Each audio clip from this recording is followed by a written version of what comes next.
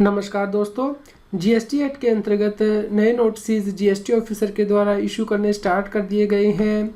यदि आपके द्वारा जीएसटी एक्ट के अंतर्गत इनपुट एज क्रेडिट रिवर्स नहीं किया गया है क्रेडिट नोट्स के ऊपर, तो उसके लिए नोटिस इशू किए जा रहे हैं जीएसटी ऑफिसर के द्वारा। और इसके लिए डिटेल भी नीचे दी गई है कि कैसे जो अमाउंट है वो वर्कआउट किया गया है, और उसके ऊपर इंटरेस्ट भी डिमांड किया जा रहा है जीएसटी ऑफिसर के द्वारा। जो नेक्स्ट जीएसटी ऑफिसर के द्वारा अटैच किया गया है उसमें बताया गया है कि जीएसटी रिटर्न की स्क्रूटनी की गई और इसके दौरान ये देखा गया है कि टैक्स पेयर ने क्रेडिट नोट्स के ऊपर इनपुट एज क्रेडिट को रिवर्स नहीं किया है। यहाँ पे पार्टीज की डिटेल दी गई है कि किन पार्टीज के क्रेडिट नोट के ऊपर कितना अमाउंट जीएसटी का रिवर्स नहीं किया गया है। जीएसटी ऑफिसर के द्वारा कहा गया है कि टैक्स का अमाउंट आपको इंटरेस्ट के साथ पे करना है at the rate of 18% per annum, और ये आपको DRC3 के जरिए पे करना है कैश लेजर से। यहाँ पे जो इंटरेस्ट की कैलकुलेशन की गई है किस डेट तक की गई है वो यहाँ पे दी गई है, लेकिन जब आप एक्चुअल पेमेंट करेंगे इंटरेस्ट की, तो जिस दिन आप एक्चुअल पेमेंट कर रहे हैं उस दिन तक का इंटरेस्ट आपको वर्कआउट करना होगा। टैक्स पेयर जब अपना GSTR 2 या 2B डाउनलोड करते हैं जीएसटी पोर्टल से, तो उसमें वो ये डिटेल देख सकते हैं कि कितने क्रेडिट नोट सप्लायर के द्वारा इशू किए गए हैं। ये जो क्रेडिट नोट यहाँ पे रिफ्लेक्ट हो रही है अमाउंट, ये आपको रिवर्स करनी होती है GSTR 3B में। यदि आपने इससे रिलेटेड इनपुट एज क्रेडिट पहले क्लेम किया था, ये आपको GSTR 3B में टेबल नंबर 4 क्लोज B सब क्लोज 2 के अंतर्गत रिवर्स करना होता है। फ्रेंड्स, यह है GSTR 3B का टेबल नंबर 4। यहाँ पे जो इनपुट एज क्रेडिट है वो यहाँ पे 4A के अंतर्गत आप क्लेम करते हैं, लेकिन यदि उससे रिलेटेड कोई क्रेडिट नोट है जिसका क्या को ITC रिवर्स करना है, तो यहाँ पे table number 4 close B ITC reverse के अंतर्गत सब क्लोज नंबर 2 दिया गया है। यहाँ पे आपको फीड करना होता है और उस क्रेडिट नोट से related input as credit reverse करना होता है।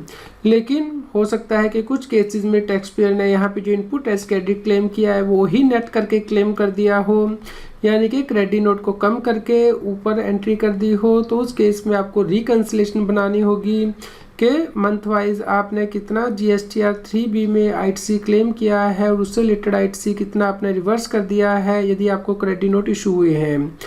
तो फ्रेंड्स, आपको रिकन्सिलेशन बनानी है ताकि आप जीएसटी ऑफिसर को इस नोटिस का रिप्लाई दे पाएँ। यहाँ पे दोस्तों जो जीएसटी ऑफिसर ने नोटिस इशू किया है, यहाँ पे हमें टाइम भी दिया है कि किस टाइम तक हमें इस नोटिस का जवाब देना है।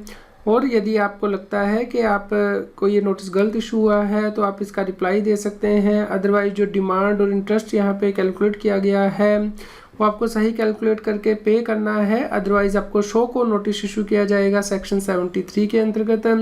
तो यदि आप नोटिस के इशू होने से पहले ही ये डिमांड पे कर देते हैं तो उस केस में आपको कोई पेनल्टी नहीं लगती है।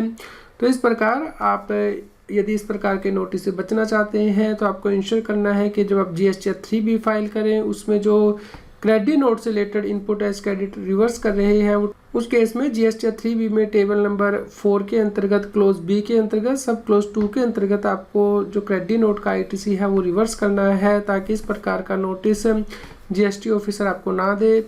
उम्मीद करते हैं आपके लिए यह न्यूज़ यूज़फुल रही होगी। कृपया लाइक कीजिए, शेयर कीजिए ताकि सभी लोगों तक ये जानकारी पहुंच पाए और वो GST की कंप्लायंस कर पाएँ। रेगुलर GST और टैक्स अपडेट के लिए इस चैनल को सब्सक्राइब करें।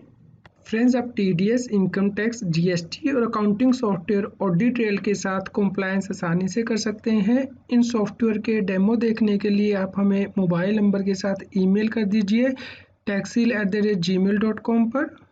आप हमें telegram app CA Satbir Singh Taxil पर ज्वाइन कर सकते हैं ताकि आप GST और इनकम टैक्स के रेगुलर अपडेट अपने मोबाइल पर ही प्राप्त कर सकें।